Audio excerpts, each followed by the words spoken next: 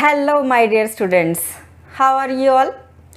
My name is Navdeep Kaur and you are watching your own channel Scientific Window. In today's video, we will discuss about the topic dental caries. Dental caries, दांतों का खराब होना. ठीक है? So what is dental caries? Formation of small cavities or holes. दांतों के अंदर छोटे छोटे होल्स हो जाना, कैविटीज का बनना ही क्या कहलाता है? Dental caries. क्यों होता है? दो वजह से होता है. Due to the acid forming bacteria and improper dental care. दांतों की देखभाल नहीं करोगे, उनका रख रखाव अच्छे से नहीं करोगे, केयर नहीं करोगे तो डेंटल कैरीज होगी, कैविटीज बनेंगी. ठीक है, तो आज की वीडियो में हम पढ़ने जा रहे हैं दांतों का खराब होना, डेंटल कैरीज. काफी इंपॉर्टेंट टॉपिक है न्यूट्रिशन सीरीज का. ठीक है, तो देखिए बेटे डेफिनेशन कैसे होगी इसकी, ये मैंने अलग अलग करके लिखा है आपको समझाने के लिए. इसको इकट्ठा कर देंगे तो बन जाएगी आपकी डेफिनेशन.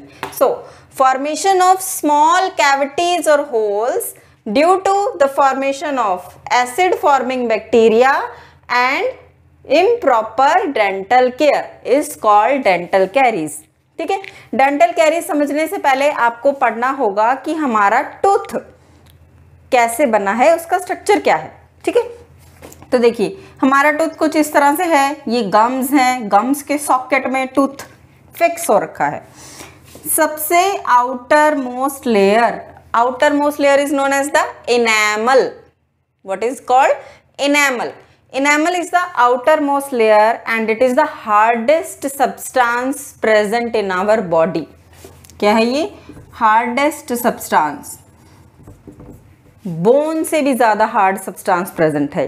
ठीक है, सबसे ज्यादा हार्ड कौन है? इनेमल. बोन से भी ज्यादा हार्ड है. किस चीज का बना हुआ है?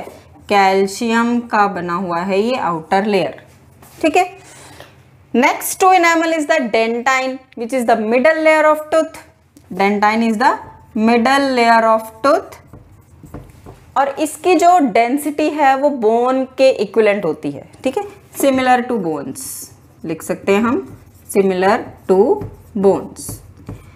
Okay, the inner layer of tooth, last layer of tooth is known as the pulp cavity. ये वाली layer pulp cavity.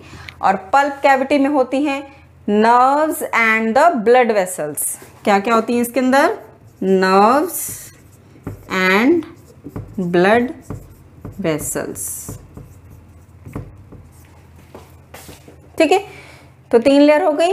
Enamel, outer most layer of tooth that is made up of calcium and it is the hardest known substance present in our body. Second is the dentine that is the middle layer of tooth and it is similar to bone. Last layer of tooth is known as the pulp cavity. Pulp cavity में होती हैं nerves and the blood vessels. तो ये तो था एक rough idea मैंने आपको दे दिया टूथ के स्ट्रक्चर के बारे में. अदरवाइज आप टूथ का स्ट्रक्चर पढ़ने जाओगे तो बहुत डिटेल में भी आप इसको पढ़ सकते हो. ठीक है, ओके. तो हमारे दांत क्यों खराब होते हैं? हमने कोई फूड खाया, ये आपके टूथ हैं, आपका अपर जॉ, लोअर जॉ. ठीक है, आपने फूड खा लिया, कोई फूड खा लिया, उसको खाने के बाद अच्छे से गार्गल नहीं किया तो वो फूड आपके दांतों में चिपका रह गया. ये फूड पार्टिकल समझ लो, फूड पार्टिकल आपके दांतों में चिपका रह गया. आपने कोई भी स्वीट चीज़ खाई हो, मीठी चीज़ खाई हो या कोई भी फूड खाया हो, वो आपके दांतों में चिपका कभी कभी रह जाता है. ठीक है, अगर आप अच्छे से गार्गल नहीं करो. उसके ऊपर आ जाते हैं हमारे माउथ के अंदर प्रेजेंट बैक्टीरिया.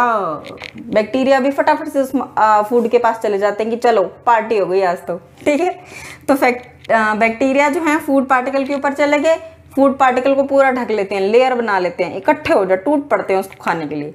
और उसको खाने के दौरान जो बैक्टीरिया हैं वो प्रोड्यूस करते हैं एसिड. क्या प्रोड्यूस करते हैं? एसिड. और एसिड जो है वो हमेशा ही कोरोसिव होता है नेचर में.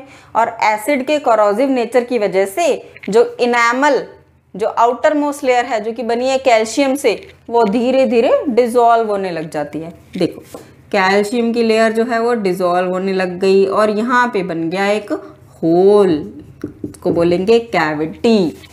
ठीक है, अभी आपको दर्द नहीं होगा, छोटी सी कैविटी बनी है.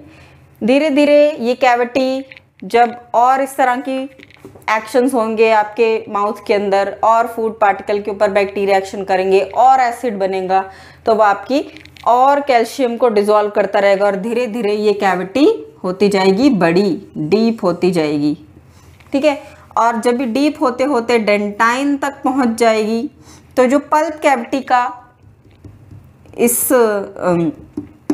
कैविटी से डिस्टेंस है वो कम हो जाएगा, जिसकी वजह से आपकी नर्व्स में सेंसेशन होगी। ठीक है, थोड़ा थोड़ा हल्का हल्का दर्द होना शुरू हो जाएगा। लेकिन अगर अभी भी आप अवेयर नहीं होंगे और इसकी देखभाल नहीं करेंगे, डेंटिस्ट के पास जाके इस कैविटीज़ को फिल नहीं करवाएंगे, तो ये कैविटी और डीपन हो जाएगी। डीपन होते होते ये आपकी कैविटी पल्प कैविटी तक पहुंच जाएगी और फिर नर्व्स में ना बहुत ही स्ट्रॉन्ग इन्फ्लामेशन होगा और आपको टूथेक होगा, फिर तो आपको डेंटिस्ट के पास जाना ही पड़ेगा। ठीक है, तो this is the dental carries. कैसे होता है एक बार रिवाइज कर लेते हैं। एसिड फॉर्मिंग बैक्टीरिया की वजह से होता है, क्योंकि जब बैक्टीरिया हमारे फूड पार्टिकल को कवर कर लेते हैं जो हमारे माउथ में प्रेजेंट हैं, तो बैक्टीरिया जब उनको खाने लगते हैं तो एसिड बनता है। वो एसिड आपके कैल्शियम की जो टूथ की अपर लेयर है कैल्शियम से बनी है उसको डिसॉल्व कर लेते हैं और कैविटीज बन जाती है। ठीक है, so this is the acid forming bacteria की वजह से।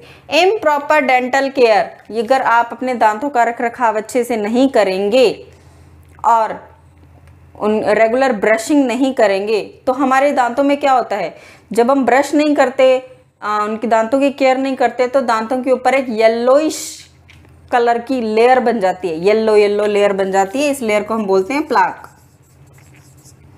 ठीक है, ये जो प्लाक लेयर है वो हमारे टूथ के ऊपर, पूरे दांतों के ऊपर एक लेयर जो बन जाती है, इस लेयर की वजह से जो हमारे माउथ में प्रेजेंट सलाइवा है, सलाइवा एक्चुअली एक बेसिक सब्सटेंस है, बेसिक लिक्विड है जो कि एसिड को न्यूट्रलाइज कर सकता है। इस एसिड को जो बैक्टीरिया ने प्रोड्यूस किया है इसको न्यूट्रलाइज कर सकता है।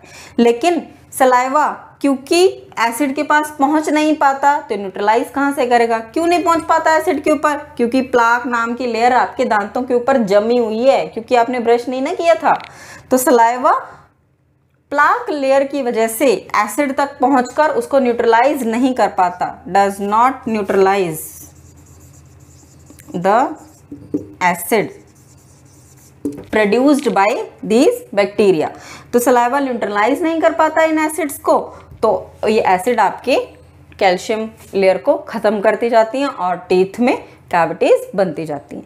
तो इसका एक ही एक सॉल्यूशन है, एक एक प्रिवेंशन है, brush your teeth twice a day, gargle after every meal. ठीक है, so this is all about the dental caries. अब आपका न्यूट्रिशन सीरीज का जो न्यूट्रिशन का पार्ट है लाइफ प्रोसेस का वो खत्म हो गया। नेक्स्ट वीडियो में हम स्टार्ट करेंगे रेस्पिरेशन टॉपिक। ठीक है, till then bye bye, take care and keep learning.